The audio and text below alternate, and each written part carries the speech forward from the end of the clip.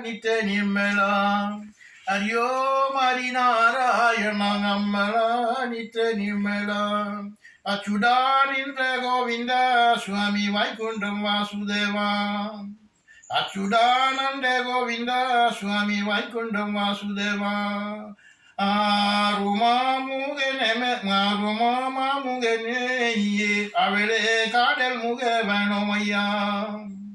Kail Sutipole Krishna Kovil Varuamaye Aryo Marinara Yunang Amela Niteni Mela Achudaninde Govinda Swami Vaikundam Vasudeva. Alors là, le santé que vous venez de chanter là, le petit roman ça c'est parce que on est là comme un roi même alors. Mais il en profite des six garçons, il bataille, il fait toutes les affaires, il va taper tout. Mais il est là, maman, il peut bon Dieu, il peut Vishnu. Vishnu pour nier d'Ali et Vishnu la nier d'Ali. Écoute bien. Voici l'histoire d'un démon qui porte un nom compliqué. Irénée Kasipu. Il est le roi des anti-dieux. Les anti-dieux, en sanskrit, Asura, qu'on peut traduire par démon, sont des rebelles. On lutte contre le Deva. D'un côté, Deva, de l'autre côté, Asura. Et celui-là, Hiranyakashipu, est le plus puissant des anti-dieux. Le propre des anti-dieux, c'est qu'ils allouent de Dieu. Ils sont toujours prêts à leur prendre le pouvoir, mais lorsqu'un anti-dieu s'est livré suffisamment de pratiques macératoires dans le but d'obtenir satisfaction. On n'a pas le choix. On est obligé de lui céder, personne n'a le choix. C'est la loi du yoga. Et non celle des poissons. Hiranyakashipu, qui connaît son monde, commence à faire de l'obscurité pour obtenir les faveurs de Brahma. Il pratique notamment l'absence de 5 feux et il dégage tellement de salaires autour de lui et que le Deva demanda à Brahma de s'occuper de l'importance de Brahma et en personne. D'autres, c'est la loi puisque l'important brille Brahma. C'est à Brahma de s'occuper, obéissant aux règles Brahma apparaît donc Hiranyakashipu qui obtient ce qu'il veut. Il a tout prévu. Hiranyakashipu obtient l'invulnérabilité, mais attention, conformément aux règles de vulnérabilité que demande le roi des anti-dieux est très précisément défini. Il a mûrement réfléchi, ce roi, quoi qu'il devienne, Hiranyakashipu ne sera tué ni par un homme, ni par un animal, ni par une créature de Brahma,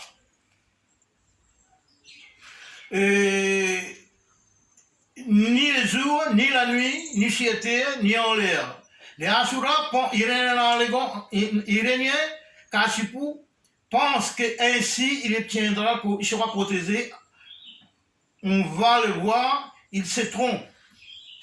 Ce n'est pas tout, Hiranyakashipu obtient également l'égalité avec Brahma. Et il obtient enfin le pouvoir pratiquer l'abscisme que personne d'autre ne pourra pratiquer. C'est une garantie. Brahma dit oui à tout comme patron de Brahman. Il oblige d'accepter les demandes d'un absète. Il fait de plus en plus sot. Les devas suffocants sont pris au piège, alors qu'il peut les sauver en cas de danger absolu. Vishnu prépare un de ses avatars. Nous sommes dans un danger absolu. Vishnu va donc s'aser de l'important dans l'exercice ascétique, déclenchant une salaire formidable.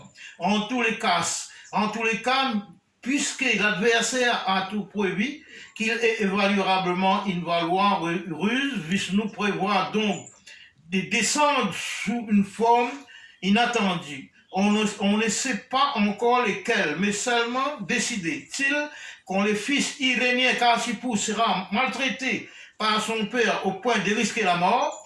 Vishnu a ses raisons. Hiranyakashipu déteste profondément Vishnu, mais il y a un fils qui déteste son père. Naturellement, en bonne logique, ces fils adorent Vishnu et puis Vishnu. Furieux des trahisons de son fils, Irénée, parce que son fils pour Vishnu et Irénée n'aime pas Vishnu, et Irénée Kashipu commence à maltraiter son fils. Il jette à l'eau, ligoté en vain. Vishnu, il s'éveille le garçon, il sauve le garçon. Il lui fait toutes sortes de misères, en vain, l'enfant survit. Il finit par le mettre à l'épreuve. Il se met à l'épreuve. Et les sommets de renoncer à Vishnu, de périr en vain. Il demande son garçon de renoncer à Vishnu, de ne pas prier Vishnu. Le fils il dit non, c'est mon protecteur, je le prie. Alors, le fils tient bon, Vishnu apparaît lorsque le malheureux enfant risque d'être mis à mort. Il paraît sous la forme d'un homme à tête de lion. Donc, ni homme, ni animal, il paraît au crépuscule. Donc, ni le jour, ni la nuit. Il attrape les liens, et met sur son jambe, et il déchire les liens. Il tire les liens. Vishnu n'est pas une créature de Brahman, c'est homme à tête de lion, qu'on appelle Narasimha, n'est pas non plus une créature de Brahman, l'anti-dieu. N'est pas tué par un animal, ni par un homme, ni par une créature de Brahman, ni le jour, ni la nuit, ni sur terre, ni en l'air. Parce que le Brahman qui dit qu'il ne veut pas en l'air ni à terre, ben il a mis son zone de nous. Il a dit. Il veut dire qu'il n'est pas en l'air, il n'est pas en l'air, il n'est pas en terre. Les dieux de l'Inde ont cette particularité d'être extrêmement poétique sur les règlements liés par l'accord de Brahma à l'anti-dieu. Vishnu les contourne sans conception, il désire l'anti-dieu, tout vivant, et pourtant c'est le même dieu d'équilibre que nous avons vu endormi d'un sommeil yogi. Allah est mort parce qu'il ne croit pas bon Dieu. Voilà. C'est ça que j'entendais à m'a dit. Parce que c'est le garçon, il revient quand il donne des problèmes. Il prie Vishnu, avec ses chansons comme ça, c'est Vishnu qui sauve les prier. Adio Marinara, Yunangamela, Nitenimela, Achudan Indre Govinda, Swami Vaikundam Vasudeva.